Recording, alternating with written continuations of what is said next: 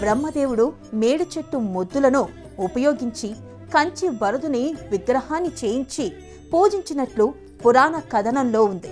అందుకే ఈ చెట్టును బ్రహ్మమేడి అని పిలుస్తారు.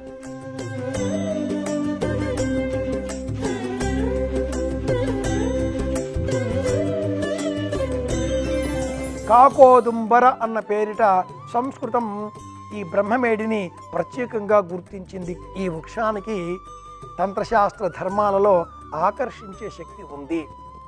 అలాగే దుష్టత్వాన్ని నివారించేటటువంటి శక్తి ఉంది.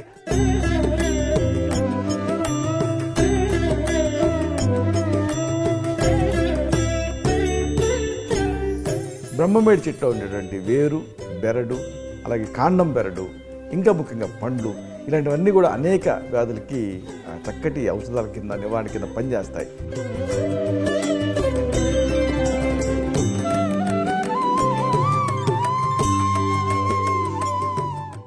పవిత్ర వృక్షాలు ప్రతి గురువారం మధ్యాహ్నం 12 గంటలకు, తిరిగి సాయంత్రం 6 గంటలకు చూస్తూ ఉండండి మీ ఈటీవీ అభిరుచి ఛానల్లో.